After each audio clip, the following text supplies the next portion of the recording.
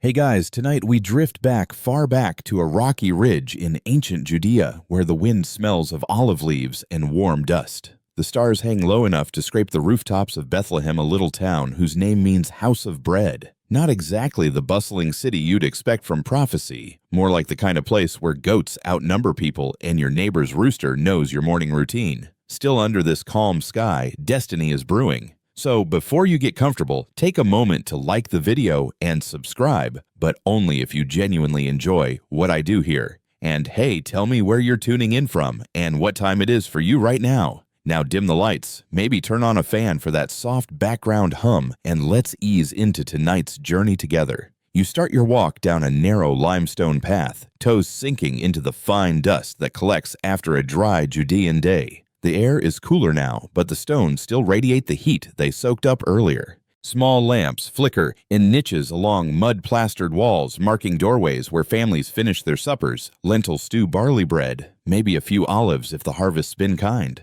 The scent of sheep and smoke mingles in the breeze. You can hear the faint sound of a flute from the shepherd fields just beyond the last row of terraced fig trees. Bethlehem's no metropolis, barely a few hundred people, but it sits atop a trade ridge that connects Jerusalem to the Hebron Hills. Caravans pass here carrying spices from Arabia or linen from Egypt. The irony, most villagers have never traveled more than a few miles from home. You pass a man leading a donkey stacked high with firewood. He greets you with a grunt, as if the weight of Rome's taxes rides on his shoulders too. Which, in a way, it does. The Romans don't need to shout, they just count. Every field, every loaf, every sheep, measured, recorded, and taxed. Historians still argue whether Bethlehem in Jesus' time was truly a bustling district center or more like a sleepy agricultural outpost. Some say it barely existed as a formal town, at all a cluster of extended family homes carved into the slope. Others insist it thrived on passing trade thanks to the caravan road. Either way, it's not hard to imagine life here, cramped stone dwellings where animals share the same roof as people, everyone huddling close through cold desert nights. As you wander farther uphill, you glimpse the outlines of terraced vineyards, more stones than soil, each terrace painstakingly laid by hand. Farmers back then were engineers of patience. Rain was rare, but when it came, they captured every drop in underground cisterns. You run your fingers along one of the rough, plastered walls and feel the cool dampness trapped beneath. Somewhere, a child laughs, chasing a chicken that clearly isn't interested in divine destiny. A mainstream historical fact here, Bethlehem, during the turn of the 1st century, lay under the jurisdiction of Herod the Great. Yes, the same Herod known for his architectural madness and insecurity issues. His building projects massive fortresses like Herodium, and the temple expansion in Jerusalem literally reshaped Judea's skyline. And Bethlehem, it sat in the shadow of that ambition both geographically and politically. When you see those distant fortress lights flicker against the horizon, it's like watching one man's paranoia glow in the dark. But there's another layer, an older story buried beneath. Archaeologists have found traces of ancient tombs and storage caves cut deep into the limestone beneath Bethlehem, reused over centuries. Locals say the earth remembers everything. Some fringe researchers even claim these underground spaces once formed part of a network linking early shepherd communities, though to be fair, others say that's just creative tourism marketing. Still, imagining secret passageways under the fields makes the ground beneath your sandals feel alive. A shepherd passes you on the road, his staff tapping in rhythm. His cloak is frayed, his sandals patched with leather ties. He gives a nod that says, "You're not from around here." The sheep trail behind him like clouds of dust bells, tinkling faintly. By day, those same shepherds face heat and boredom. By night, they become philosophers of the stars. They know every contour of the land by feel. You wonder if one of them years later might look up at a strange light in the sky and decide it means something more than weather. You duck into a low doorway, maybe an inn, maybe someone's home. Hard to tell the difference here. The interior is half cave, half house, stone walls merging into rough rock at the back. Clay jars line a shelf filled with grain or olive oil. The air is heavy with the smell of smoked lamb fat and damp straw. A small hearth flickers. Someone's grandmother sits cross-legged beside it, muttering a blessing over a loaf. Life here is intimate, unfiltered. There's no privacy in a one-room dwelling. just a rhythm of survival and community. If you could freeze this moment, you'd see how everything connects: Roman politics pressing down from afar, local gossip swirling through narrow alleys, shepherds under the stars thinking deep thoughts they'll never write down. Bethlehem is both tiny and infinite, just a dot on the map, yet a convergence of prophecy, empire, and human hope. You step back outside and the wind shifts. The scent of thyme drifts from a hillside garden. Somewhere in the dark, a baby cries, and a mother hums softly to calm him. It's nothing unusual, just another Bethlehem night. Yet something in the air feels expectant, like the pause before dawn. A stray thought crosses your mind: how strange it is that 2,000 years later, people will light candles, sing carols, and argue about census logistics because of moments like this. Historians still argue whether that census described in ancient texts even happened as written, or whether it was later storytelling to link one man's life to prophecy. But right now, all you know is this: the stars above Bethlehem burn with quiet indifference, and still people below find meaning in their patterns. You reach the ridge again. The horizon glows faintly, Jerusalem's fires far to the north. The wind brushes past your face, carrying echoes of prayers, dreams, and the rustle of olive branches. It feels timeless, like the land itself is whispering that something sacred is near, but hasn't quite arrived. You breathe it in and smile at the absurd thought that this dusty village, this house of bread, will someday feed the imagination of the entire world. You duck under a low stone arch, stepping into the cool, musky air of a first-century home. It smells like baked bread and sheep wool with a faint tang of oil smoke. Tonight, this quiet space will host something monumental. And yet, if you were standing there in the moment, you might have just thought, it's drafty in here. A small oil lamp sputters on a ledge. Shadows cling to the corners, making the rough walls seem to breathe. You trace your hand along the limestone smooth in places where generations have brushed past. There's no polished floor, no midwife on call, no chorus of angels in glowing white robes. Sorry, Renaissance painters. Just a weary couple, a few animals shifting restlessly, and the low hum of labor pains echoing in the hollow. Mary, barely a teenager by modern standards, probably sits on folded cloaks near the back, her breath catching between contractions. Joseph paces like every father-to-be since the dawn of time, torn between wanting to help and realizing he has absolutely no idea what he's doing. A donkey snorts nearby. Somewhere, a chicken lays claim to a corner like it owns the place. Childbirth here is communal, noisy, earthy. A neighbor woman would have been fetched quickly. Bethlehem wasn't big, so everyone knew someone who'd seen a birth or two. Water warmed in a clay pot, linen strips readied for swaddling. You picture flickering lamplight on anxious faces, the sound of whispered prayers mixing with a baby's first cry. Historians still argue whether the manger was truly a wooden trough or just a carved-out niche in the limestone floor where animals fed. The Greek term could mean either, but whichever form it took, the idea is the same: the new life started where animals slept. And somehow that made sense in a land where survival meant humility. Outside, the night is so still you can hear the bleating of sheep from the nearby fields. The shepherds' fires dot the hills like tiny constellations. Down in the valley, a faint Roman patrol torch glimmers. The empire never truly sleeps. And yet, within these few square meters of stone and straw, something happens that will eventually shake that empire's foundations. There's a mainstream historical anchor here by around 6 BCE to 4 BCE. Herod the Great's rule was ending. He was sick, paranoid, and more than a little homicidal, the kind of guy who'd probably search his name on social media just to block his own sons. Scholars debate the exact year of Jesus' birth. Some peg it during Herod's final days, others just after. Either way, Judea was in political freefall. Taxes, soldiers, census lists, everybody felt watched, counted, and squeezed. So when that weary couple showed up at an overcrowded Bethlehem, they weren't just looking for shelter, they were navigating bureaucracy. Imagine trying to find a room during a forced census when everyone's extended family has descended on town at once. Every spare corner becomes a bed. Every stable becomes Airbnb first century edition. A quirky little tidbit for you archaeologists in the region have found first century feeding troughs carved directly into cave homes, confirming that families often shared space with livestock for warmth. So when you picture the stable, don't think barn with hay bales, think limestone cave, maybe part of a family home's lower level. The smell, a delicate blend of wet clay, animal musk, and a hint of olive oil smoke. You lean in closer now, watching as the baby's swaddled and laid gently in that hollow. The flicker of the oil lamp dances over his face.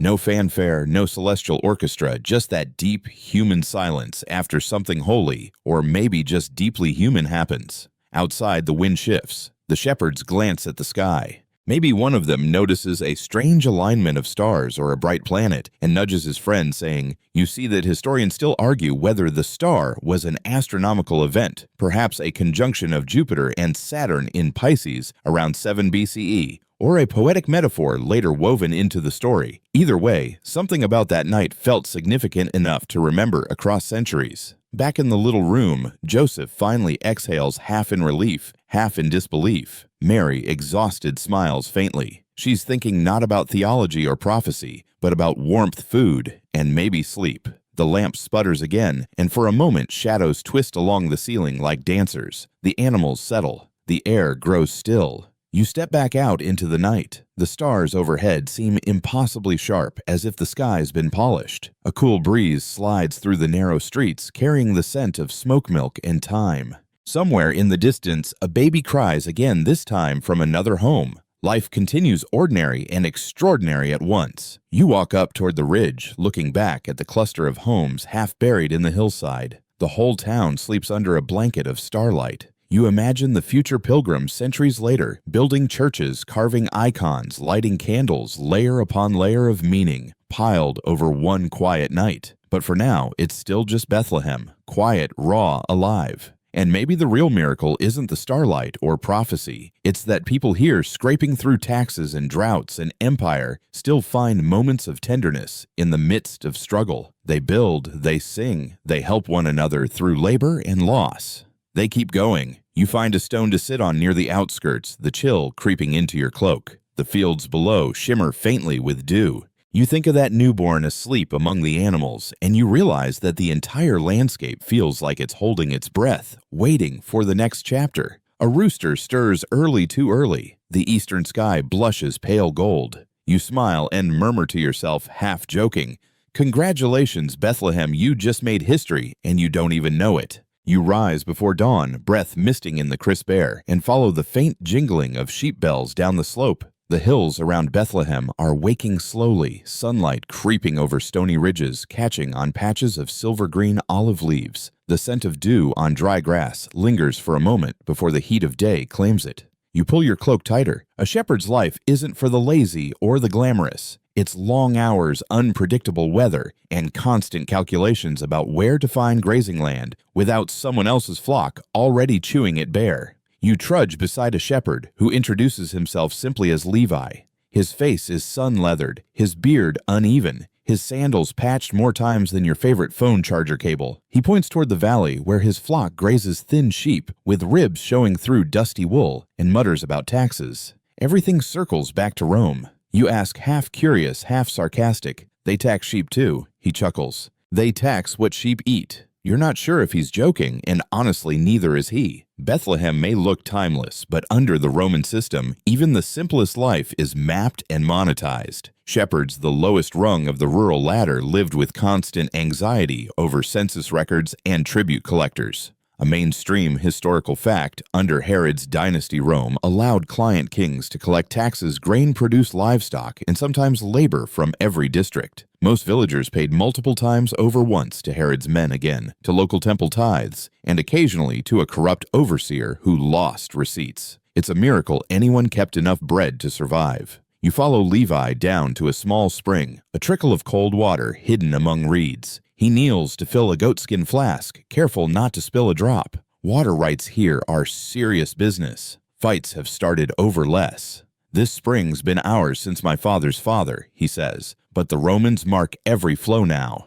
They say they measured it for fairness." His laugh is short. Fair for who he leads you toward a rocky overhang where other shepherds have built a crude shelter with stacked stones. Smoke from a tiny fire curls upward. Someone roasts a bit of flatbread on a pan, flipping it with a knife that's seen better days. They talk about taxes again, about rumors of census agents in Jerusalem demanding new lists about whispers that even newborns might be counted this year. You realize how the empire reaches into every cradle and corral. Historians still argue whether the census mentioned in ancient texts was a regional event under Herod or part of a later Roman administrative push under Quirinius. Either way, the memory of being counted, of existing primarily as a taxable entry, shaped how ordinary people saw their rulers. To a shepherd empire wasn't marble statues and Latin inscriptions. It was men on horseback who could fine you for breathing.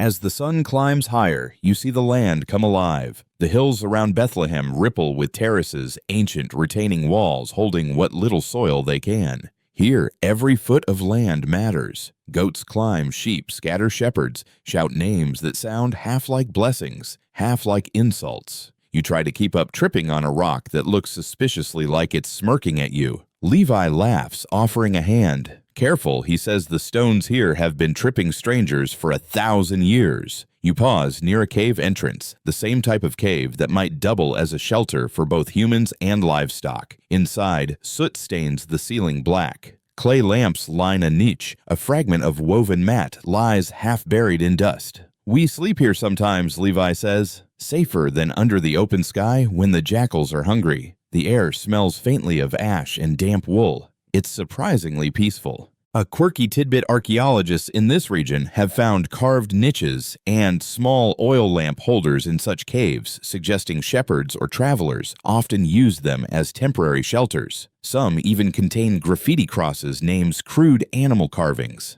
Whether those markings were devotional or just boredom with sharp rocks, no one knows. But it's comforting to imagine that even ancient shepherds couldn't resist doodling on their version of a break room wall. Levi gestures toward the horizon where faint plumes of dust mark a caravan road. That's where traders pass, he says. From Hebron or Moab, sometimes Damascus. They pay no tax. His tone sours. They just bribe. You ask him what keeps him going, why stay in a job that never feeds enough, pays nothing, and earns scorn from temple priests who call shepherds unclean. He shrugs eyes on his flock. The sheep know my voice. That's enough. You sit together as the wind picks up. The sky above shifts to a pale blazing blue. A hawk circles lazily overhead, its cry echoing off the cliffs. For a moment there's silence, just the rhythm of bells, bleats, and wind. You think about how these people, forgotten by history, except for a few poetic lines, carried entire economies on their backs. Without shepherds, no wool, no milk, no temple sacrifices. Without their labor, civilization doesn't happen. And yet here they are, half respected, half shunned. Maybe the gods prefer poor company. Levi jokes, tearing his bread in two and handing you half. You chew thoughtfully. It's dry, but the gesture's warm. As evening approaches, he rounds up the flock, herding them toward a shallow cave for the night. Shadows lengthen, painting the hills gold and purple. Somewhere beyond the next ridge, a few faint voices drift on the wind songs, maybe, or just tired talk. The shepherds huddle by the fire, watching the stars flicker awake one by one. One of them points suddenly. That one brighter tonight. Another scoffs. You say that every time your eyes get tired, but they keep looking. Maybe it's nothing. Maybe it's everything. The night deepens. You pull your cloak around you, feeling the rough wool scratch your neck. The fire cracks softly. The sheep settle, murmuring like waves. Levi leans back on one elbow, eyes on the sky. Strange times, he says. Herod dying Rome, counting profits, muttering in the markets. Feels like the world's holding its breath. You nod, feeling that same stillness from before the hush between history's inhale and exhale. The kind of quiet where stories begin. Somewhere in the dark, the faintest sound of a newborn's cry drifts across the valley. No one moves. For a heartbeat, even the wind seems to listen. Then Levi chuckles low and tired. Probably just another one, he says. But his voice softens. Still, a good sound. You smile, watching the fire's last ember fade to red. Above, the stars gleam indifferent and eternal, yet somehow tonight they feel closer than ever. The next morning begins with a sound you've come to know well, the bray of a donkey who is very sure it hasn't had breakfast yet. You squint against the sunrise spilling over Bethlehem's ridge, that same village, now shrinking behind you. Dust lifts with every step of the caravan. You've joined a dozen people, 2 donkeys, and a cart creaking under sacks of grain and clay jars. The road north to Galilee stretches ahead, long, uneven, and full of gossip. You adjust the rope belt around your waist, feeling the grit already gathering in your sandals. The air smells like hot stone and sweat, the kind of scent that clings to travelers and stories alike. Beside you walks Miriam, a widow, making the trip back to Nazareth after visiting family. She talks with the energy of someone who's decided silence is the enemy. Herod's dying, she says, her tone somewhere between satisfaction and suspicion. You can hear it in how the guards drink, like men celebrating early. Herod the great master builder, paranoid genius, and part-time executioner has ruled this land for decades under Rome's watchful eye. But now word spreads that his body is failing. Mainstream historians agree his death around 4 BCE set off a chain reaction of chaos. Power struggles between his sons, uprisings from the countryside, protests in Jerusalem that ended with Roman soldiers painting the streets red. You don't say that out loud, though. No one wants bad omens on the road. The caravan winds past terraces of barley fields. The stalks shimmer in the light, bending in waves that look almost like the sea. Children run ahead, laughing, chasing lizards, and getting yelled at by parents who know better. A merchant at the back curses under his breath as one of his jars cracks. Somewhere behind you, someone starts humming a travel song, the kind you can hum for days without realizing it's the same 3 notes on loop. The road follows the ancient ridge route northward, a path older than any empire. You pass olive groves, fig orchards, and occasional Roman milestones etched with Latin letters. Some stones bear graffiti in Aramaic short prayers or crude sketches of faces. You pause to trace one of them, a small carved fish, simple but elegant. Pilgrim mark, Miriam says. Fishermen from the lake. They pass this way too. A quirky little tidbit: ancient travelers often left such symbols on milestones or waypoints as protection charms. The fish, long before it became a Christian emblem, represented fertility and safe passage in Semitic folklore. It's comforting to think of people scratching their hopes into stone, like travelers still scribble initials on bus seats. Some things never change. The midday sun hits hard. The hills around you shimmer in the heat, the horizon trembling like it's alive. Someone jokes that even the lizards are praying for shade. You find a well at the halfway mark, a shallow pit lined with smooth stones fed by a hidden spring. Everyone crowds around, filling skins, splashing faces. A Roman patrol passes on horseback, their armor flashing like mirrors. The officer nods curtly. Keep moving. His expression says without words. Miriam mutters under her breath. They always ride like the road belongs to them. You smile faintly. It does, technically. She squints at you. Don't be clever. It doesn't suit you in this heat. As afternoon deepens, the land begins to change. Hills grow steeper, valleys greener. You see cypress trees and here and there vineyards hugging the slopes. The caravan pauses near a way station, just a flat-roofed structure of stone offering shade and tepid water. A trader with a wiry beard shares news Herod's sons are fighting over inheritance. Rome's sending men to sort it out. The group murmurs. Everyone's heard versions of the same story. Historians still argue whether the transition between Herod's heirs, Archelaus, Antipas, and Philip, was smooth or a bureaucratic disaster. Spoiler, it wasn't smooth. You sit on a rock chewing a fig and watching a lizard chase flies across your sandal. The conversation turns to money. They say the denarius now bears Augustus's face, Miriam notes. Blasphemy that. You nod, recalling that even currency has become propaganda.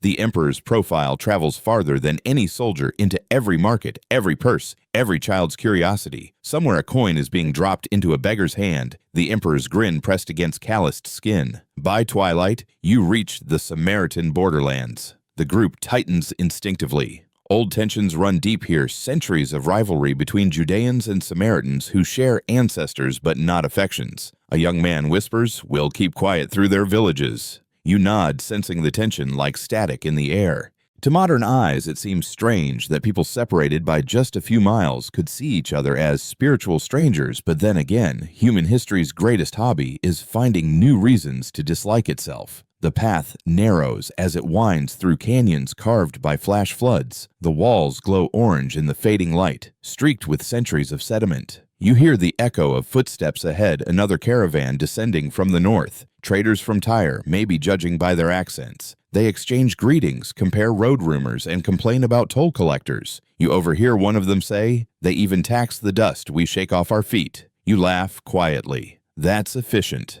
Night falls quick in the highlands. The group stops at a small plateau overlooking a valley dotted with flickering fires, villages scattered like embers. Someone sets up a little camp, lighting a wick in a clay bowl. The air smells of lentils boiling and tired bodies resting. You lie on your back, looking up at a velvet sky heavy with stars. Somewhere far to the north lies Nazareth, small, insignificant, barely a dot. But that's where this road leads. Miriam leans over, her voice soft now. You ever been to Galilee? You shake your head. They say it's greener. More rain, more fish, more trouble. You grin. Sounds perfect. Historians still argue whether Jesus' family journeyed north permanently or split time between Judea and Galilee. What's clear is that Galilee under Herod Antipas became a cultural melting pot, Jewish, Greek, Roman influences mingling in every marketplace. To travel from Bethlehem to Nazareth isn't just a change of scenery, it's a shift in worldview. As you drift toward sleep, the night hums with quiet life crickets, distant dogs, the rhythmic breathing of travelers around you.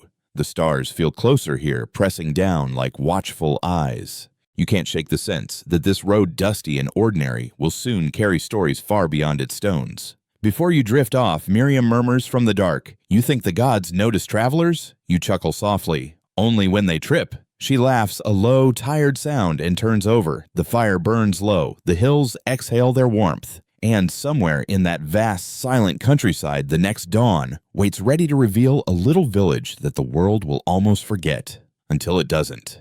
By the time you crest the last ridge and see Nazareth below, your sandals are down to their last nerve. The road narrows into a dusty footpath between fig trees, and for a moment you could blink and miss the whole place. No gates, no walls, no grand temple. Just a handful of limestone homes clustered around a spring smoke curling lazily into the air like the village itself is sighing. Welcome to Nazareth, the nowhere village that history almost forgot. If Bethlehem felt humble, Nazareth feels like its introverted cousin. Maybe 200 people live here, give or take a few goats. You can cross from one end to the other in less time than it takes to finish a cup of watered wine. Chickens strut between courtyards. Kids chase each other through alleys narrow enough to scrape both shoulders. A donkey brays like it's auditioning for lead tenor. You realize quickly that privacy isn't really a concept here. News travels faster than the smoke from someone's bread oven. You stop at the spring, the village's beating heart. It bubbles from a limestone outcrop and trickles into a small pool where women gather each morning. They laugh, trade gossip, and fill clay jars with the day's supply. The air smells of wet stone olive oil and faint soap made from ash and fat. You crouch to rinse your hands, and one woman eyes you like you're either lost or mildly suspicious. Both are accurate.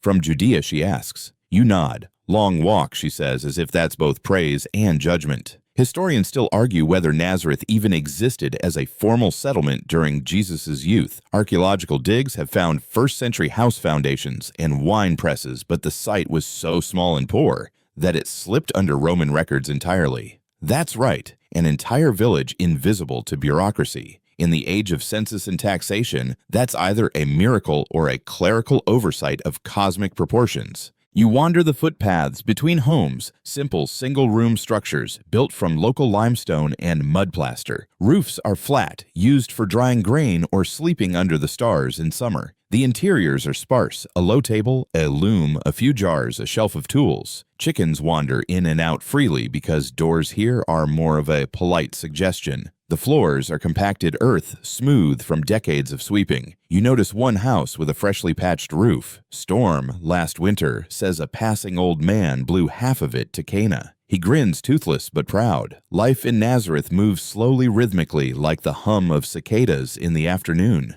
Men work the terraced fields outside the village tending vines or olive trees. Women weave grind grain or fetch water. Kids chase each other with sticks pretending to be swords yelling something about Herod's men. The empire, even unseen, looms in imagination. A mainstream historical fact, Galilee, under Herod Antipas, one of Herod the Great's sons, was undergoing rapid urbanization. Just a few miles from Nazareth lay Sepphoris, a bustling city of Roman-style villas, theaters, and mosaic workshops. Many scholars believe local craftsmen from villages like Nazareth walked there daily for work. So even though Nazareth itself was tiny and traditional, it sat within walking distance of empire's glitz. Think of it like a small farming town on the edge of a sprawling industrial zone. A quirky tidbit: ancient graffiti found near Sepphoris shows crude sketches of gladiators and animals, suggesting that even rural workers got curious about Roman entertainment. Imagine a Nazareth teenager sneaking a peek at a foreign spectacle before trudging back home to tell the most exaggerated version possible. There were lions, and some guy stabbed a fish. You find yourself near a carpenter's yard. Though the term yard might be generous, it's more like a collection of wood planks, stone tools, and a patient-looking donkey tied to a post. The craftsman, middle-aged with sawdust in his beard, is shaping a beam with a bronze adze. "You're looking for work?" he asks, without glancing up.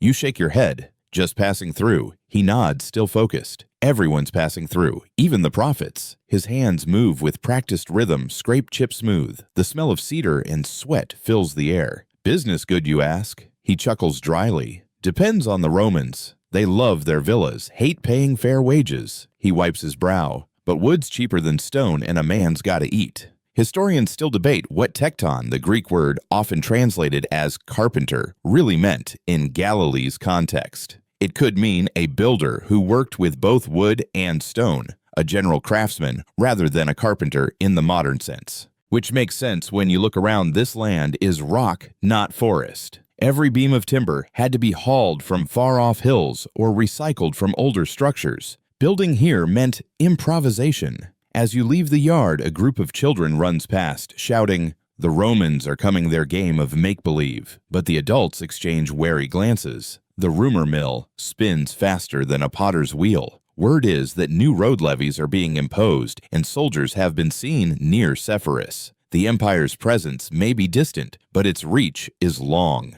Still, life goes on. A wedding's being prepared at one end of the village. Bright cloths hung between houses, the scent of wine and roasted goat drifting through the alleys. You pause to watch as musicians test their reed flutes. Someone calls dance, or no one just stands there. You grin, swaying a little to the uneven rhythm. As night falls, the village glows softly under scattered lamps. Crickets sing. A breeze carries the laughter of the wedding toward the hills. From here, Nazareth looks almost ethereal, tiny lights twinkling against the dark countryside. You sit by the spring again, the same one you found that morning, and let your feet soak in the cool water. It's easy to see how a place like this could raise dreamers, quiet, isolated, with just enough horizon to make you wonder what lies beyond. A young boy nearby tosses pebbles into the pool, counting the ripples. "You from Jerusalem?" he asks. "Farther, you say." He frowns. "Farther than Sepphoris." You nod. He seems impressed. "That's far." He looks down at his reflection. "I'll go there someday." You smile, knowing how small ambitions can grow into things that rewrite history. As the moon climbs higher, the village drifts into sleep. The air cools, the cicadas quiet. You lean back, staring at the stars that seem brighter here, as if Nazareth's insignificance somehow lets the sky shine harder. Tomorrow will bring more noise, more rumors, more empire. But for tonight, it's just peace, fragile, glowing enough. You whisper to yourself, half amused, "Not bad for a town no one thought mattered." Morning in Nazareth starts before dawn, not because anyone's particularly ambitious, but because the roosters refuse to observe boundaries. Their chorus echoes through the hills long before the first hint of sunlight. You roll over on your mat, half wishing for snooze buttons to be invented 2 millennia early. Instead, the answer to every sound complaint here is, "Go fetch water, that'll wake you." You head to the spring again, the same one that saw gossip, laughter, and yesterday's wedding prep. The air's crisp, the sky still violet. A few women are already there, veils drawn, tight voices soft. They talk of harvests and taxes of a shepherd who claims to have seen angels near the ridge. You're not sure whether to laugh or take notes. Fringe stories like that are Nazareth's favorite breakfast food. As the sun rises, the hills blush gold. The olive trees catch the light, their silvery leaves flashing like fish scales. Somewhere a flute starts playing tentative and wandering. It's the kind of morning that makes you forget Rome exists until the smell of dust reminds you that it very much does. A caravan of traders from Sepphoris trudges past the ridge mules, heavy with amphorae of wine and dyed cloth. You nod politely as they pass, but they barely glance down toward the tiny cluster of homes below. Nazareth is too small to register on a trader's map. You wander the outskirts and stumble on something that doesn't quite fit the village's sleepy reputation: half-carved stone blocks, discarded tools, and a half-finished wall. A young man is working there, sleeves rolled up, sweat tracing lines through the dust on his arms. He glances up, nods, then goes back to work. You can tell he's building something that matters to him, maybe a new storage room, maybe just a wall strong enough to outlast gossip. You ask, "You working alone?" He shrugs. "Mostly. My father's in Sepphoris this week." He says it casually, but you catch the hint of pride. Sepphoris, the Romanized city on the hill, was booming with construction under Herod Antipas. Historians still argue whether craftsmen from Nazareth regularly worked there, but the odds are high. A few hours' walk could mean steady pay, even if it came with the occasional reminder that you were building villas for your conquerors. The young man pauses to sharpen his chisel. They say Sepphoris will have a theater soon, a place where actors wear masks. He smirks. "We have no masks here, just faces." His humor is dry Galilean to the bone. You help him lift a stone into place. It's heavier than it looks. Ancient labor didn't come with ergonomic warnings. "You ever go watch, you ask?" He shakes his head. "Why pay to see men pretend to be gods when we can barely feed our goats?" That earns a laugh from both of you. Mainstream fact archaeological digs at Sepphoris have uncovered intricate Roman mosaics, paved streets, and the remains of a grand theater, clear signs of cultural fusion in Galilee during Jesus' youth. It was a city humming with artisans, merchants, and bureaucrats. For small villages nearby, it was both a source of income and quiet resentment. The empire's elegance came at a local cost: higher taxes, tighter control, and the slow erosion of older customs. A quirky tidbit: some scholars have noted coins minted in Sepphoris that bear the image of a Roman eagle clutching a thunderbolt. Local lore claims a farmer once buried one near Nazareth for good luck, but forgot which field it was in. Generations later, every other kid swears they'll be the one to find it, as if the eagle coin might flap back to life and pay their family's debts. You pass a group of women spinning wool under the shade of a fig tree. Their fingers move faster than thought, the rhythm steady, hypnotic. "You're not from here," one says without looking up. Your accent gives you away. You laugh softly. Nazareth might be small, but its gossip network is sharper than any census. You hear about the prophet in the Jordan, another woman adds, the one shouting about repentance. You nod. "John." They exchange glances. Some say he's mad, others say he's preparing the way. Historians still debate how widely John the Baptist's movement spread in Galilee, but in a place like this, even a rumor feels seismic. People crave signs. Rome builds roads, but faith builds stories that travel faster. The heat thickens toward midday. You take shelter in a small olive grove where an old man sits mending a basket. He waves you over and hands you a fig. "Eat." You look like someone who hasn't worked enough to deserve it. You grin and sit beside him. His beard is long and sun-bleached. His eyes sharp as flint. "You travelers always look the same," he says. Tired, curious, pretending you're not lost. You bite into the fig, sweet, sticky, almost floral. "And locals," he chuckles. "We're the opposite, not curious enough." You both watch the hills shimmer in the heat. "Tell me," he says, "is it true that in Jerusalem they argue about when the Messiah will come?" You nod slowly. "They argue about everything, timing included." He laughs, slapping his knee. "Then maybe he'll come here." "No one argues here, we just complain." It's a joke, but there's an odd truth beneath it. Nazareth, this forgotten patch of limestone and dust, feels like the last place anyone would look for something divine. And yet, it's always these out-of-the-way corners where history likes to hide its surprises. Later, as dusk settles, you climb to the ridge above the village. The view stretches endlessly, olive groves fading into darker hills, and beyond them, faint outlines of cities where Rome's laws rule. The wind carries scents of smoke and time. From here, Nazareth looks like a cluster of fireflies trapped in a bowl. You think about the young builder, the women at the spring, the old man's joke. Life here is hard, repetitive, often overlooked, but there's a rhythm to it, a quiet resilience. Each stone laid, each jar filled, each prayer whispered under the stars contributes to a story that no empire ledger will record, but that the world will someday echo. Down below, a child's voice breaks the silence. Mama says the stars are angels' windows. You smile. Or maybe just heaven peeking to see who's still awake. The stars blink as if answering. You stretch your legs, letting the night wrap around you like a wool cloak. Nazareth hums softly below a village, unaware of the centuries that will someday speak its name. You wake the next morning to a sound you haven't heard in days, a rhythmic clatter of hooves, sharper and heavier than a farmer's donkey.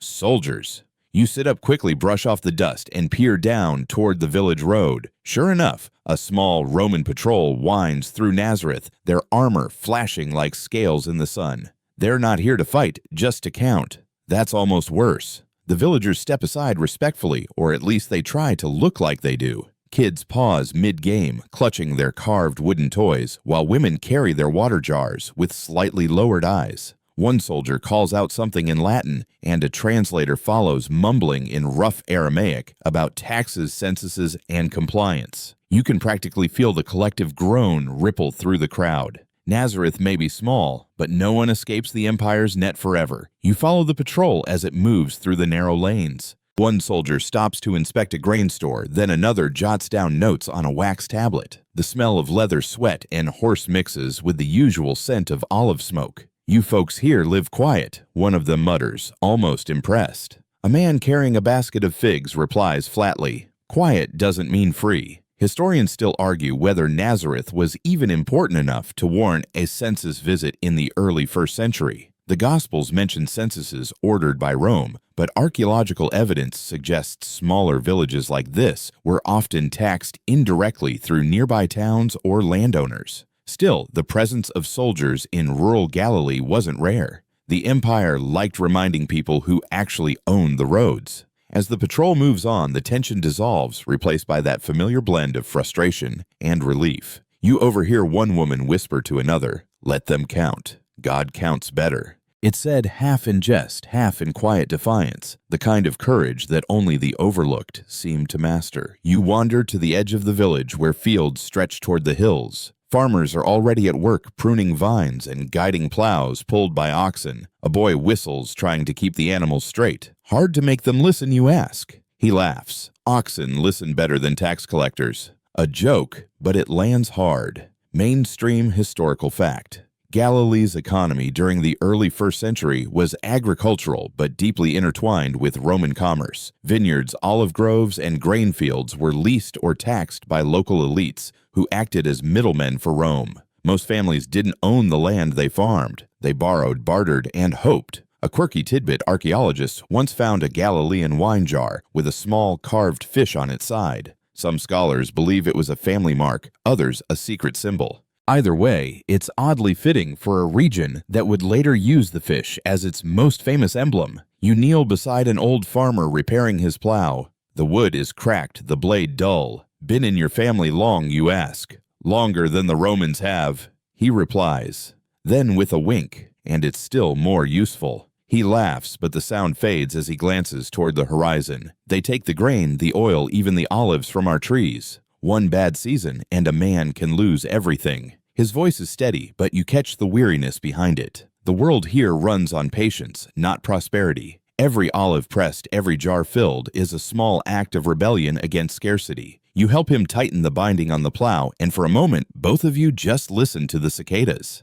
Later, you climb one of the surrounding hills, following a goat path that twists like a lazy snake. From up here, Nazareth looks tiny, just a handful of homes clinging to the hillside. Beyond it lies the valley, and beyond that, the shimmering road to Sepphoris. You can almost see the dust rising from caravans heading north toward Damascus or south toward Jerusalem. You imagine travelers passing by, never knowing that down in that hollow, life moves on quietly. That somewhere in that cluster of stone houses, a family eats lentils by lamplight, unaware that their name will echo through centuries. As you rest, you spot something strange on a nearby slope. A small circle of stones half collapsed. You approach carefully and realize it's an ancient watchtower, probably used by shepherds or farmers to guard fields from bandits or animals. Inside, you find a clay cup cracked, but still intact. Someone once sat here for hours, watching the world roll by in silence. You pick up the cup and turn it in your hand, wondering whose thirst it quenched. Historians still debate whether such towers were purely defensive or served ritual purposes.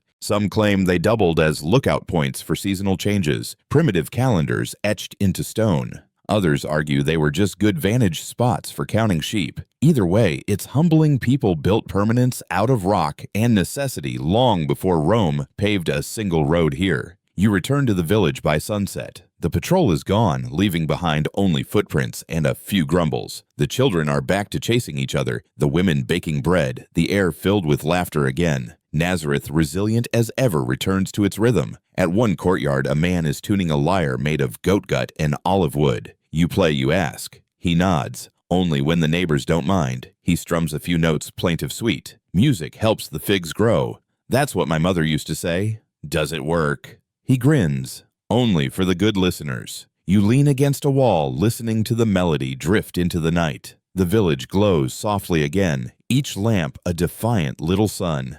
You think about how history skips over places like this. Too small, too simple, too ordinary to record. And yet it's in these quiet corners that time takes root. As the song ends, the man says, "Tomorrow I go to Sepphoris. They need laborers for the new aqueduct." He looks almost embarrassed. "I'll miss the quiet." You nod. "Don't worry. Quiet has a way of following you." He laughs softly, plucks one last string, and the sound lingers in the warm air. You walk away through the narrow lanes, the tune echoing in your head. Somewhere nearby, a baby cries. A rooster crows prematurely, and a pot clinks as someone cleans up after supper. Life, messy and enduring, hums around you. And as you glance back toward the ridge, the stars blink awake again. Patient, ancient, watching this small world turn as if it's the only one that matters. By now, you've learned the rhythm of Nazareth, the rooster alarm clock, the chatter by the spring, the endless chorus of hammer, broom, and goat. But today, something's different. The village hum feels offbeat, like a song missing its refrain.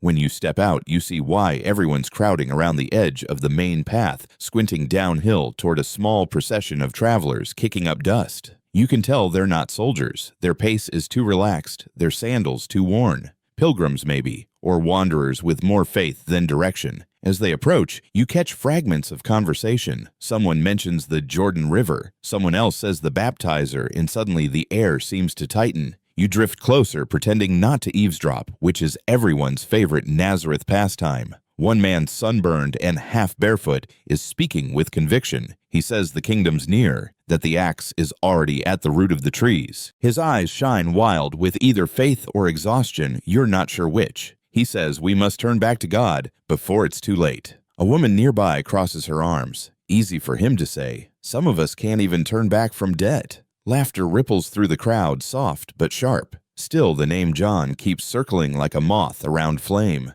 You've heard of him, of course, the wild prophet down by the Jordan who eats locusts and honey. Historians still debate how much of his movement reached Galilee, but here in Nazareth, his legend clearly travels faster than the camels that carry it. Later that day, you find yourself on a hill outside the village, watching the travelers disappear down the road. The sky's a hard blue, the kind that makes the stones glare. You think about John's message, repentance, change, hope. It feels like a dangerous kind of hope, the kind that might make Rome nervous. Empires like stability, not sudden awakenings. You wander back into the village as the afternoon heat softens. The carpenter's yard hums again. That same builder you met days ago, calloused hands, quiet eyes, is working on a new doorframe. He glances up. "You look thoughtful," he says. "Just thinking about profits," you reply. He chuckles. "Careful. That's how trouble starts." You grin. You don't believe them. He keeps working the sound of wood scraping steady and slow.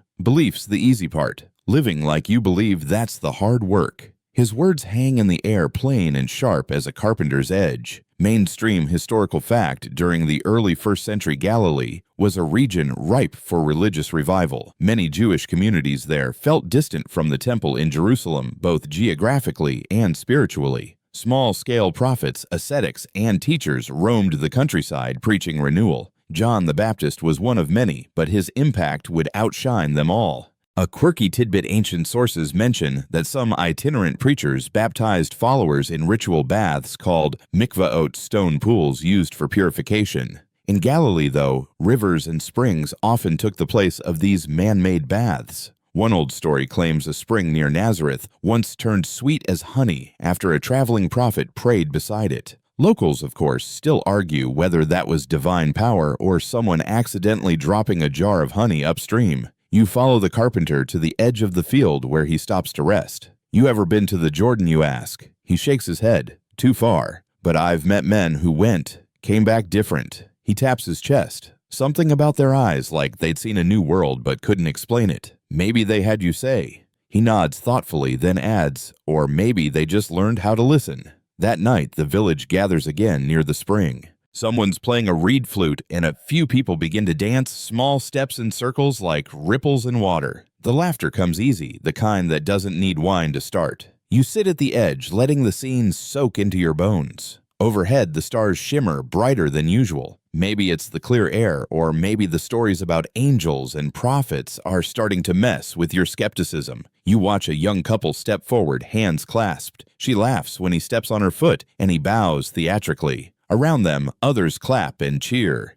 Then an older man nearby sighs. "We dance, but nothing changes," he murmurs. You glance over. "What do you mean?" He gestures vaguely toward the hills. "Taxes, Rome, Herod. They feast while we count olives.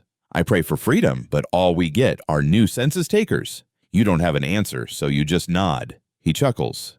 "Don't look so serious, traveler. I'll still dance tomorrow." That's how you survive here. You dance, even when you don't win. Historians still argue whether Galileans were particularly rebellious or just resilient under Roman rule. Some records describe uprisings, others show decades of quiet endurance. Maybe both were true two sides of the same worn coin.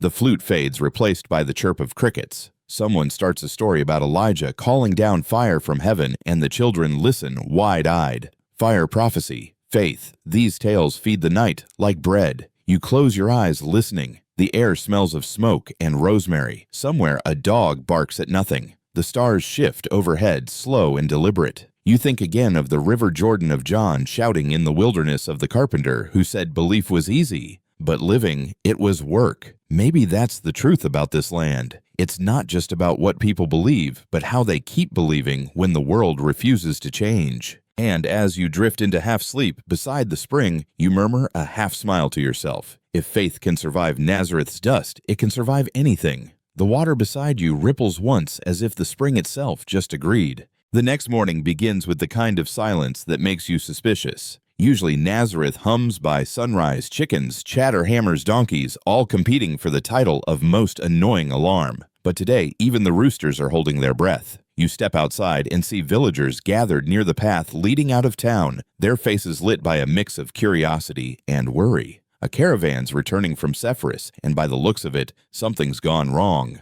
A young man stumbles ahead of the group, his tunic torn, his hand bandaged in dirty linen. Behind him, two others lead a mule laden with tools, one wheel of a broken cart dragging in the dust. Raiders, someone whispers. Bandits near the valley road. You can feel the unease spreading like smoke. For all its remoteness, Galilee isn't immune to danger. The empire's roads may promise safety, but out here between the cities, there are still pockets of wilderness where law fades like paint on a weathered wall. The wounded man, one of the builders who often worked in Sepphoris, collapses near the spring. His friends lower him gently. They took the wages, one mutters bitterly. A month's work gone. The old farmer you met before clicks his tongue. That's what happens when Herod builds theaters instead of guards. You kneel beside the man, helping pour a bit of clean water on his cut. It's not deep, but the look in his eyes says it's not the wound that hurts. They came out of nowhere, he murmurs. We thought the road was safe. Mainstream historical fact. Galilee, during Herod Antipas's rule 4 BCE 39 CE,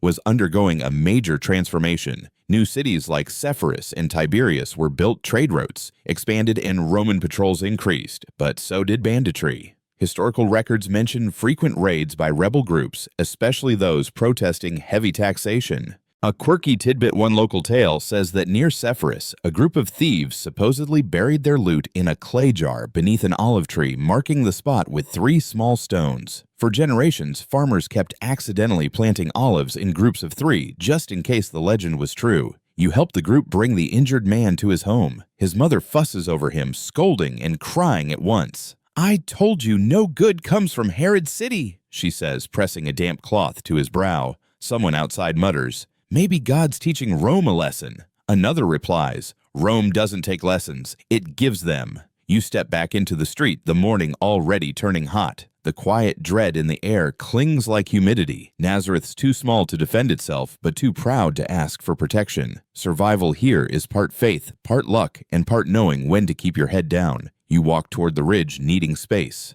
From up there, you can see the valley stretching endlessly, a patchwork of green fields and pale dirt roads. Somewhere out there, men with empty purses and full bellies are counting stolen coins. And somewhere farther south, Rome keeps its own books, neat, organized, utterly indifferent. Historians still argue whether local unrest in Galilee during this period directly inspired later uprisings against Rome. Some see these bandit attacks as early sparks of resistance. Others view them as simple survival crimes. Either way, they reveal a region teetering between patience and rebellion. Down below, the carpenter you've grown familiar with is fixing a neighbor's door again. You head down to lend a hand. Heard about the raid, you ask. He nods, jaw tight. Too many mouths to feed, not enough coins to share. It was bound to happen. You ever worry it'll reach here? He glances up, eyes steady. It already has, just not with swords. He taps his chest. Fears the first invader. You can't argue with that. As the day wears on, Nazareth begins to find its balance again. Children return to play. A potter sets up near the spring shaping clay into jars with calm determination. You watch his hands hypnotized by the slow spin of the wheel. You've done this long, you ask. All my life, he says, without looking up. Same clay, same water. Only the buyers change. He smirks faintly. Once sold a jar to a Roman officer, he said it was for perfume. I like to think it ended up holding something holier, like pickled olives. You laugh. You think Rome would pickle olives. He winks. Even emperors get hungry. The simplicity of his craft, his humor, and his resilience seem to form the essence of this place. Everything here is built to endure patched roofs, mended tools, hearts that refuse to break completely. By evening, the tension from the morning fades into something softer. A few men gather outside the carpenter's yard, sharing bread and stories. Someone strums a lute made from a tortoise shell. The conversation drifts from taxes to family to the weather. You realize these people carry history the way they carry water, quietly, without spilling too much. As the stars begin to rise, the carpenter leans back against the wall and says, "You ever notice how the stars don't care who rules the world? Rome, Herod, no one. They just keep shining." You nod. Maybe they're laughing at us. He grins. If they are, they've earned it. The laughter is gentle, tired, but real. You lie back on the cool ground, the stone beneath you, still warm from the day. From this angle, the stars blur into streaks. You think of the road beyond the hills of bandits and prophets, of farmers and dreamers, all caught in the slow orbit of survival. A breeze stirs the olive branches above. You catch the faint scent of wild thyme. Somewhere, a night bird calls once, twice, then stops. The silence that follows is vast and tender. Nazareth may not be written in Rome's histories, but lying there, you realize it's written in something older, quieter, and far harder to erase. The next day, the sky hangs low and bright, a flat silver dome that promises heat. You follow the faint path leading north toward the edge of Nazareth's hills, where shepherds often graze their flocks. The air smells faintly of crushed sage and distant smoke. Someone's baking barley bread again, or maybe burning old vines. You pass the same well you've seen for days, its stones polished smooth by 100 years of palms and rope. A woman hums softly as she draws water, her veil fluttering in the faint breeze. Heading out again, she asks. You nod and she smiles knowingly. The hills remember more than the scrolls do, she says. You don't fully understand what she means, but her tone makes you pause. These hills really do hold stories, some whispered, some lost. As you climb higher, the view opens like a page. Nazareth sits below you, a cluster of pale homes and smoky hearths, and beyond it lies the Jezreel Valley rolling toward the distant shimmer of Mount Tabor. The landscape seems timeless, but in the time of Jesus, this region was anything but quiet. Roman patrols, merchant trains, farmers, and prophets all moved through these same trails. Mainstream historical fact, Nazareth sat close to the Via Maris, the Way of the Sea, a major trade route linking Egypt, Syria, and Mesopotamia. Though the village itself was small and rural, its proximity to that highway meant ideas, accents, and news from across the empire passed nearby every week. You reach a small ridge where two shepherd boys wave lazily, their flocks scattered like moving clouds over the grass. Watch your step, one calls out. There's a snake sunning himself near that rock. You glance down, and sure enough, a slim whip of a serpent slides into the brush. The boy grins. They like this heat, just like Romans. You laugh. Do Romans sunbathe out here? He shrugs. Not yet, but give them time. That's joke number 1 for the evening, a gentle reminder that humor survives wherever boredom does. You settle on a flat stone, letting the rhythm of the hills sink in. Sheep bleat, a dog barks, and somewhere far off, a wooden flute plays a slow tune. It's a melody older than Rome, older even than Israel's kings. The shepherd nearest you is older, his face lined, his robe, patched but clean. He sits a few paces away, chewing a blade of grass. "You're not from around here," he says. "Not exactly," you answer. He nods as if that explains everything. "Then you should know this land's older than any map. The Romans draw lines, but the hills don't care. We follow the rain, not the rulers." A quirky tidbit: ancient shepherds in Galilee sometimes trained their sheep to recognize specific flute melodies for commands, different tunes for gathering, resting, or heading home. Some modern Bedouin herders still use this practice today, echoing techniques from thousands of years ago. You ask the man if that flute you heard was one of those signals. He smiles. "No, that one's for thinking." You both listen quietly for a moment. The tune is wistful, drifting on the air like smoke. Historians still argue whether Nazareth in the 1st century was truly as small as the excavations suggest you recall aloud, or if it was part of a wider network of settlements feeding Sepphoris. The shepherd chuckles. Historians argue. Sheep don't. You grin. "Fair point." He leans forward, pointing toward the east. "See that ridge? There's a spring there, hidden under the fig trees. Some say a prophet once drank from it, others say a runaway slave. Whoever it was, they say he looked into the water and saw his future." You raise an eyebrow. What did he see? The man squints at the horizon. That he'd die for what he believed in. For a moment, the easy breeze feels heavier. The flute stops. A sheep sneezes, breaking the spell. You both laugh, the tension dissolving like morning mist. The shepherd rises, stretching his back. Careful heading down. The rocks get tricky when the sun drops. And if you hear wolves clap twice, they hate applause. That earns your second joke of the section, though it's more wisdom than humor. As you descend, you can't help but think about his words. The landscape seems so peaceful, yet it's soaked with unspoken memories. Every olive tree could have been planted by someone long gone. Every spring might have once reflected a fugitive, a priest, or a dreamer. You pause halfway down to rest. The sky is a pale gold now, and the first shadows stretch long. A pair of women passes by with baskets balanced on their heads, chatting about someone's wedding. One laughs so loudly that a nearby goat jumps, nearly tripping over its own legs. You smile. Life keeps happening no matter who writes the scrolls. By the time you reach the edge of town again, the light has turned that soft pink that only Galilee seems to manage. You spot the carpenter, yes, the same one repairing a fence near his workshop. "Long day, you ask?" He wipes his brow. "Every day's long when the pay's short." You grin. That's the third truth of the universe, right after rocks are hard and Romans love taxes. He laughs, shaking his head. You catch on fast. He gestures for you to hold a post steady. As you do, he says quietly, "You ever wonder why people like us keep building? We fix, rebuild, repair, but nothing lasts forever." You think for a moment, maybe because it gives the day a reason. He nods slowly as if testing the thought.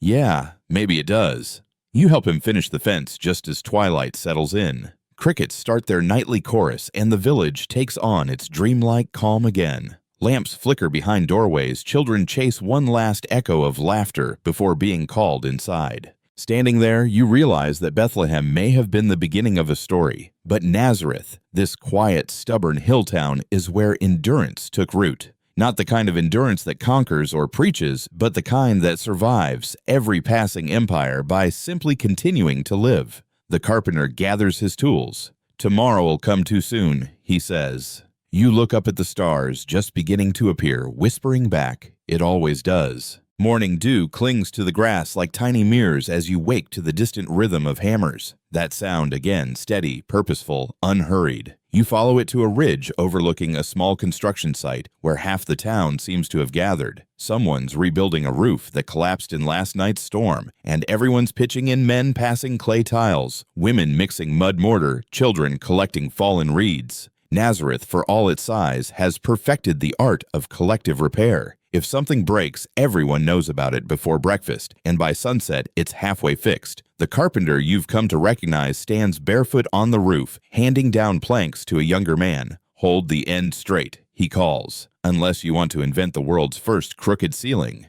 Someone below shouts, "It's called artistic freedom," that earns a round of laughter, your first light-hearted break of the day. The sound feels good, real earthy, even a little contagious. You step closer and notice a Roman coin glinting in the dirt. Someone must have dropped it. You pick it up, brushing off the dust. The emperor's face stares back at you, cold, detached, carved into metal, like a god that forgot how to smile. Mainstream historical fact: Roman coinage was the glue of the empire, standardizing trade from Britain to Judea. But it also carried propaganda. Each coin was a tiny billboard for Caesar's power. In Galilee, these coins circulated alongside local copper prutto from Herod's mints, creating a fascinating blend of economies and loyalties. You flip the coin and see the Latin inscription Divi Filius, meaning son of the divine. That little phrase, meant for Roman pride, hits differently here in a land where another son would soon redefine what divinity meant. You hand the coin to a boy nearby. Finders keepers, you say. He grins and pockets it like treasure. Nearby, an older woman carries a basket of figs to the workers. "Eat before you faint," she says, waving one at you. You accept.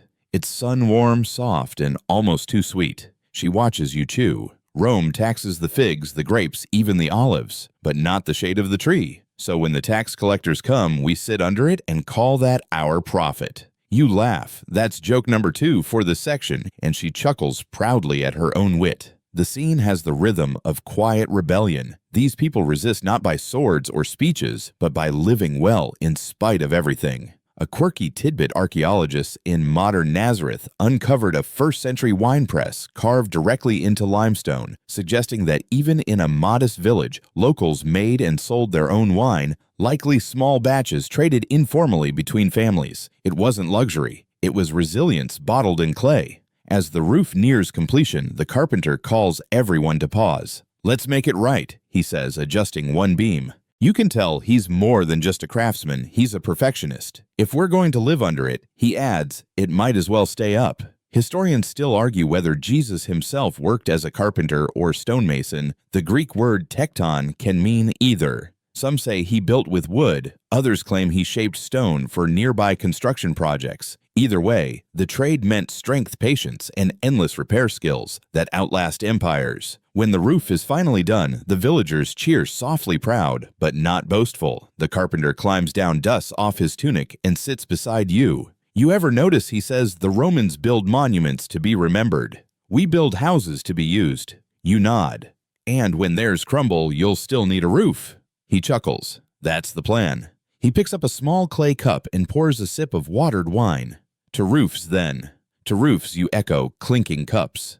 The afternoon heat thickens. Cicadas buzz lazily, and a donkey tied nearby flicks its tail in irritation. He hates the sun, the carpenter says, patting the animal's neck. But then again, who doesn't? You both sit in companionable silence for a while. Then he adds almost absently, "I sometimes wonder what the world will look like in 100 years. If all this, the fields, the hills, even Rome will still matter." You think about it. Maybe the world will look the same, just with new names. He smiles faintly. And maybe the same stars will still be laughing. Later, as the workers drift away, the carpenter lingers by the finished house. A young mother steps out holding her baby, eyes bright with gratitude. "Thank you," she says softly. He waves her off. "Thank your neighbors, they did the real work." The moment is simple, but it feels enormous.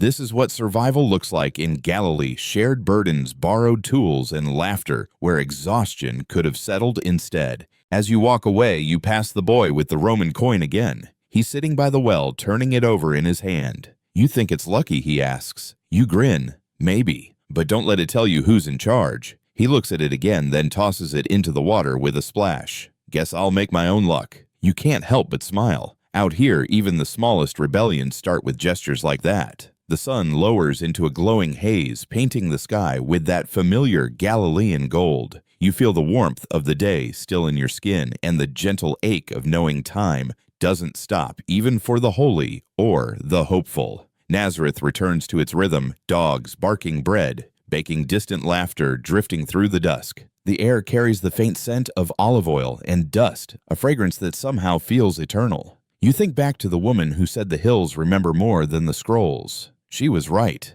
Every echo, every sigh of wind through fig leaves, every shared meal in a small courtyard, it's all part of a memory too big for parchment. And tonight, as you lie beneath the stars once more, you realize history isn't just written, it's lived, repaired, and rebuilt one roof at a time. You wake before dawn to a low hum that doesn't quite belong to the hills. At first you think it's the wind, but no, it's something steadier pulsing like breath through wood and stone. You rise, stretch, and follow it toward the northern ridge where the fields flatten into terraces. And there, by the soft light of the first sunbeam, you see them workers threshing grain with long wooden sledges studded with flint. Their rhythm is hypnotic lift-drag, lift-drag. The wheat husks crackle like whispers beneath the boards, and the air fills with the scent of straw and sweat. You join the slow current of motion, letting the scene pull you in. A man nearby grins at you. "Careful, stranger. Blink too long and we'll put you to work." You grin back. "I blink for free."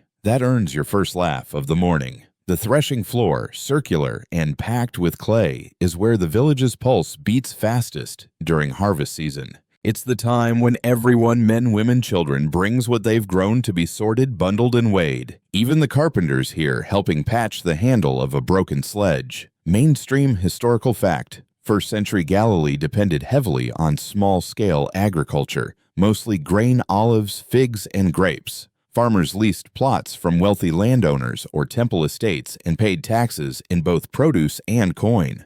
Archaeological evidence shows community threshing floors like this were central to village life, both socially and economically. You notice how everyone moves with a rhythm older than language. The thud of hooves as donkeys circle the floor, the swish of grain tossed into the air so the wind can separate chaff from kernel, the faint hum of a woman singing under her breath, a tune you don't recognize but somehow feel you've always known. A little boy beside you picks up a handful of wheat and lets it spill between his fingers. "It's like gold," he says. "Better than gold," his mother replies. "You can eat this." A quirky tidbit: ancient Galilean farmers sometimes stored grain in underground silos plastered with lime and ash to keep out insects and moisture. One excavation in Nazareth even revealed a hidden cache of grain sealed so tightly it stayed preserved for nearly 2,000 years. A long-forgotten pantry waiting for an owner who never came back. The boy grins up at you. "You think God eats wheat?" You chuckle. "Only on special occasions." The laughter ripples through the group, dissolving into the rhythm of work again. Historians still argue whether villages like Nazareth produced enough surplus to trade regionally, or if they mostly survived on subsistence farming. Some evidence points to modest surplus olive oil, dried figs, and wine used for barter at local markets. Others suggest life here was so precarious that a single bad harvest could tip a family into debt. A sudden shout breaks the calm. Two men are arguing over a boundary line, something about whose donkey trampled, whose stalks. The voices rise sharp and echoing. You expect a fight, but the carpenter steps forward calm as always. "Easy," he says, lifting his hand. "The field won't grow faster if you water it with anger." That line quiets them. One mutters an apology, the other nods. Just like that, the storm passes. You smile. "You should charge for wisdom." He shrugs. "Wisdom's cheaper when it's shared." That's joke number 2, wrapped in something deeper. As the sun climbs, the work slows. People gather beneath a rough awning for shade. Someone passes around bread dipped in oil, and another brings a clay jug of watered wine. You sit cross-legged beside them, the world turning golden around you. The conversation drifts from crops to taxes to dreams. I heard one man says that in Tiberias they bathe in stone pools heated from the earth itself. Another snorts, "And I heard Romans fly on golden eagles." You laugh with them, but part of you wonders how far those rumors travel and how much truth hides behind them. The empire is always near, yet somehow always far. Later, as the last bundles are tied and the tools gathered, the carpenter gestures for you to follow. "There's something I want to show you," he says. He leads you along a narrow path, behind the fields, through low scrub and tangled fig roots, until you reach a small stone structure half buried in the earth. "Storage," he says. "For grain we don't want the taxman to weigh." Inside, the air is cool and smells of dry earth. Clay jars line the wall, sealed with wax. You touch one gently. You hide food from the collectors. He grins. "We call it strategic distribution." That's joke number 3, and it lands perfectly. He turns serious for a moment. When you live under Rome, everything you own can be counted, taxed, or taken. So you learn to leave a little off the record. You think of the Roman coin the boy threw into the well. Maybe resistance here isn't banners or battles, it's knowing what to keep for yourself. As you walk back toward the village, the carpenter says quietly, "You see, out here faith isn't about miracles. It's about mornings waking up and still believing the ground will feed you." You nod, watching the horizon shimmer with heat. "And what about the days when it doesn't?" He looks at you, the faintest smile on his lips. "Then we feed each other." By the time you reach town, the air has cooled again. The threshing floor lies quiet, the scent of straw lingering like incense. Children chase each other between the olive trees, their laughter blending with the chirp of cicadas. You sit beneath one of those trees, picking at a stray stalk of wheat. Its tiny grains catch the last slant of sunlight. In your palm, they glitter faintly fragile, ordinary, and sacred all at once. You realize that in these small acts, harvesting, helping, hiding a little grain from an empire, you're seeing the same spirit that built this region's story. Quiet endurance, defiant hope, the kind of faith that doesn't need words to survive. And as twilight deepens, the hills around Nazareth hum again, not with tools or threshing, but with the quiet satisfaction of a day well spent. By the next morning, the wind has shifted. The air carries a dry whisper from the south, the kind of wind that feels like it's traveled too far, carrying stories and dust from Judea. You step outside to see people squinting toward the road again. A caravan is approaching. Not merchants this time, but pilgrims, faces sunburned robes crusted with salt and sand, their voices hoarse yet lifted in song. They bring news from Jerusalem. The temple's festival season has ended, and thousands are making the long journey home. The village stirs as they arrive, offering water bread and a bit of curiosity. One man, tall and wiry, sets down his staff beside the well, his accents pure Judean, and his eyes have that distant glow of someone who's seen more than he wanted to. "You're from Nazareth?" he asks. You nod. He smiles faintly. "Quiet place. Good for thinking. Dangerous for prophets." That earns a few chuckles from those listening, your first gentle laugh of the section, but the words hang with an odd weight. You can't tell if he's joking or warning you. The villagers crowd around, hungry for news. "How's the city?" someone asks. "Busy," the pilgrim answers. "Always busy. Romans everywhere. Priests counting coins, zealots whispering in alleys." He pauses, takes a long drink from the bucket. Some say something's about to change. Others say nothing ever does. Mainstream historical fact: in the early 1st century, Jerusalem's temple was the beating heart of Jewish life. Pilgrims from Galilee and beyond would travel there for major festivals like Passover and Tabernacles, sometimes walking for days along dusty roads under the watch of Roman patrols. You listen as the traveler describes the temple's gold doors, the smell of incense, the endless flow of offerings. The way he tells it, the city sounds both holy and suffocating. Historians still argue, he says with a tired grin, whether God listens better from that mountain or from the fields. The carpenter sitting nearby looks up from his meal. Maybe God listens best when you stop shouting. That draws another round of laughter, joke number 2, but it's a warm one, the kind that pulls people closer. The pilgrim shrugs. You might be right. The temple's loud enough to scare him away. He glances toward the hills, eyes narrowing. Still, it's strange. People keep talking about a teacher from around here, from Galilee, maybe even Nazareth. You feel the group shift slightly, a ripple of awareness. What kind of teacher, someone asks. The man hesitates. One who talks about peace, about turning enemies into friends, about kingdoms that don't need walls. He smirks. Sounds like madness to me, but people listen. A quirky tidbit: early oral traditions in Galilee often carried sayings and parables before they were written down, passed from traveler to traveler like shared campfire stories. It's likely that Jesus' earliest teachings circulated in this way, loose living, impossible to trace. The carpenter stands, brushing off his hands. Maybe the world could use a little madness. The crowd murmurs approval. The traveler tilts his head. You sound like one of his followers. The carpenter chuckles. I'm just a man with splinters in his hands. The traveler studies him for a moment longer, then laughs quietly.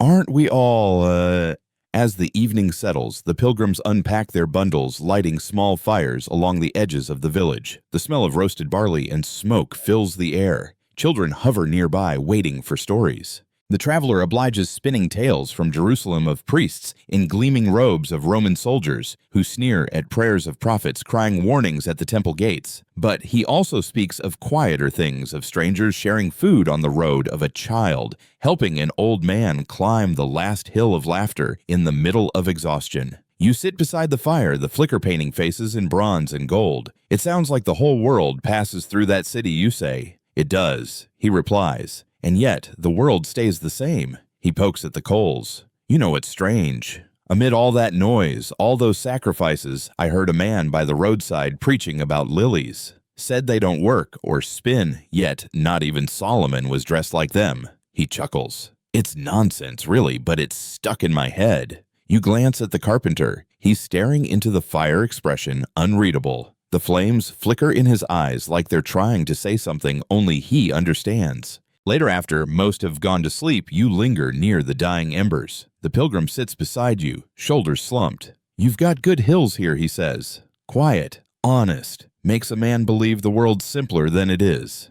You smile faintly. Maybe it is simpler, we just make it noisy. He laughs softly. If that's true, we're very good at it. The stars above are bright tonight, sharp as nails against a velvet sky. The air smells of smoke sweat and a trace of time. Around you, the murmurs of dreams begin soft snores, whispers a baby fussing. You ask the pilgrim where he'll go next. Back south, he says. Maybe to Jericho, maybe beyond. There's always work, always rumor. He leans back, gazing upward. You ever feel like something's about to happen and the world just doesn't know it yet? You nod slowly. Every day. He grins. Then you understand. You lie awake long after he's fallen asleep, watching the embers pulse like tiny hearts. Maybe he's right. Maybe something is stirring something small and quiet that will outlast gold doors and emperors alike. And there, beneath the same stars that watched Bethlehem glow and Nazareth grow, you can almost feel it, the tremor before history exhales.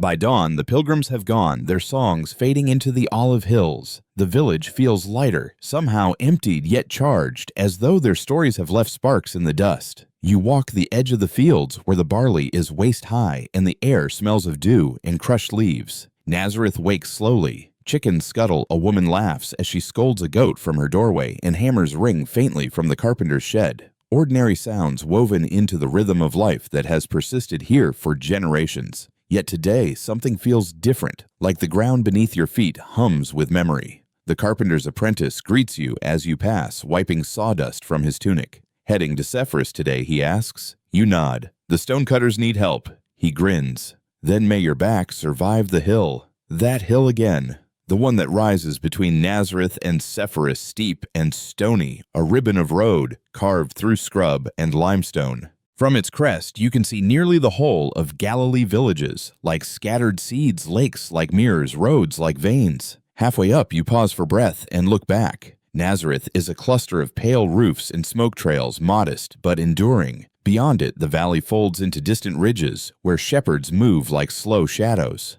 Archaeological notepaths like this one truly existed between Nazareth and Sepphoris. Pottery shards and worn terraces still mark the routes where workers and traders once walked, daily binding the small town to the wider economy of Galilee. At the top, a man stands alone, gazing north. His robe is plain, his sandals dusted white. When he turns, you see his face, calm, sun-browned eyes filled with something vast and quiet. Good morning, he says. You nod, adjusting your load, heading to Sepphoris. For a while, he answers with a half-smile that seems both young and ageless. Then further, you walk together down the other side of the hill. He moves easily unhurried, as though every stone knows him. The air warms, carrying the hum of bees and the faint scent of wild sage. He asks about your work, your home, your hopes. His questions are simple, but they cut to the root of things. You find yourself answering more honestly than usual. Do you ever wonder, he says, why the world loves the powerful and forgets the kind? You shrug. Because the powerful have walls. And kindness doesn't, he replies, smiling. It walks barefoot. You glance sideways at him. That's not how the world survives. No. He agrees softly. But it's how the world heals. You walk in silence after that. The breeze lifts the edge of his robe. Dust swirls at your feet. It feels like a conversation that doesn't need words. At Sepphoris, the noise returns, the clang of chisels, the call of merchants, the deep rumble of oxen pulling stone.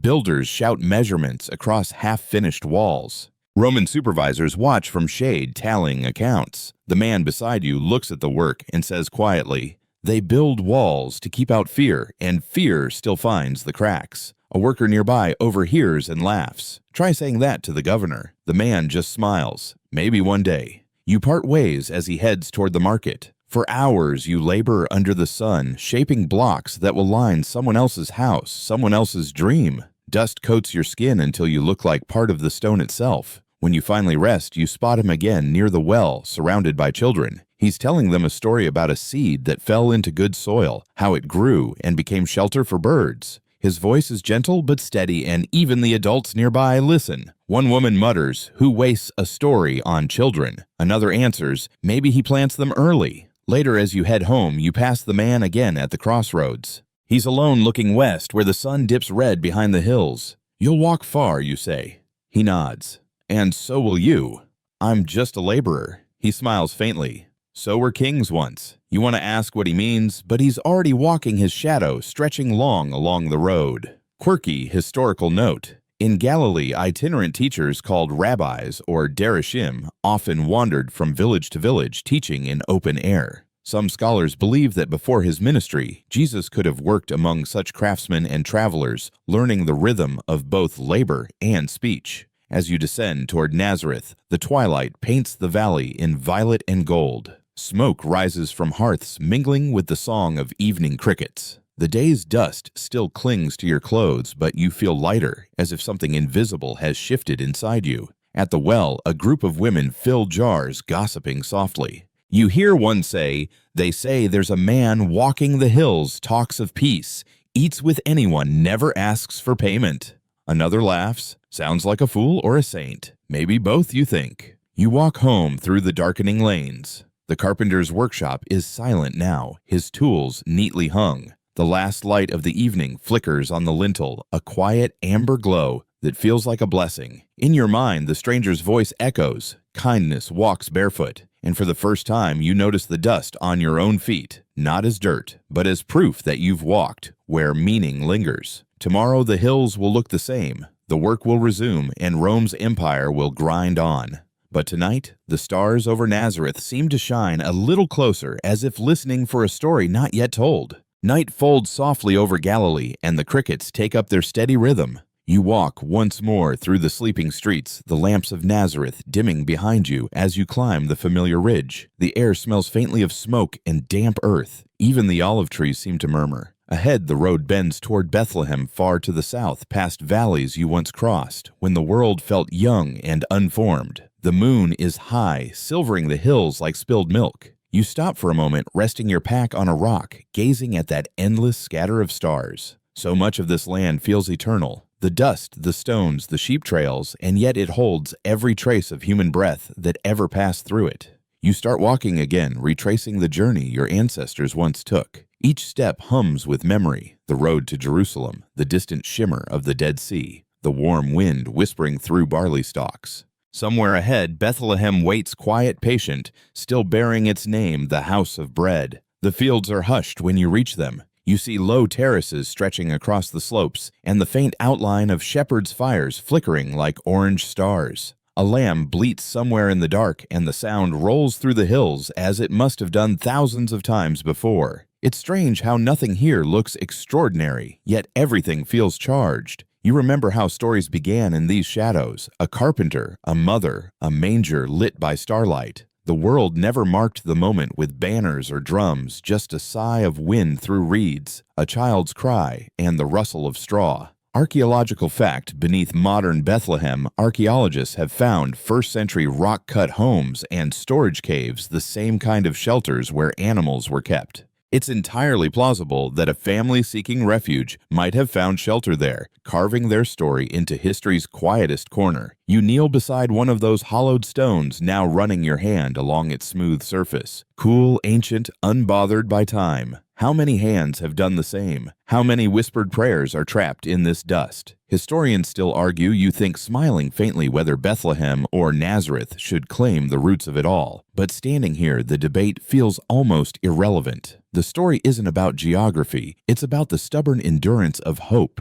A gust of wind carries the scent of thyme and sheep's wool. You close your eyes. In the distance, the faint song of a shepherd drifts across the fields. The tune is simple, half lullaby, half lament. You hum along without realizing it. You picture Nazareth again, its narrow lanes, its worn well, the laughter of women trading news, the echo of hammers in the workshop. You imagine Sepphoris gleaming under the sun, Roman tiles glinting like teeth. And between them, the winding paths where stories and footsteps cross, where kindness keeps walking barefoot through empire and time. You smile at the thought. Maybe that's the secret thread tying everything together, not power or monuments or scholars' arguments, but the small acts of mercy that never made it into inscriptions. The shared bread, the borrowed cloak, the stranger's greeting on a dusty road. A fragment of pottery crunches under your sandal. You pick it up, turning it in your hand. It's nothing a broken rim from a jar long forgotten, but it glows faintly in the moonlight, and you realize it once held oil or wine or water for someone's journey. Like this moment, it carries traces of the ordinary divine. The shepherd's song fades. The hills turn blue under the night.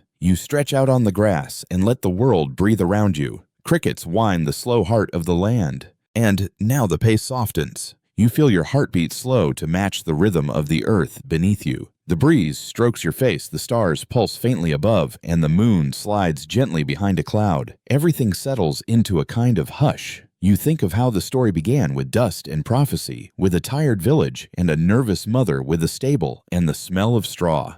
You've traced it all the way back, step by step, to this moment of stillness, and somehow it feels like returning home. So you lie there, breathing the same cool air that once brushed those same hills, and you realize history isn't trapped in museums or scrolls. It's alive in the silence between sounds, in the warmth of shared bread in the starlight that refuses to fade. The night deepens. A dog barks once, then quiets. Far away, a rooster stirs early, mistaking moonlight for dawn. You close your eyes. Somewhere out there, beyond the next ridge, the Sea of Galilee shimmers like liquid glass. The world keeps turning. The stories keep walking, and you, just a traveler in time's long dust, finally rest wrapped in the soft hum of everything that came before.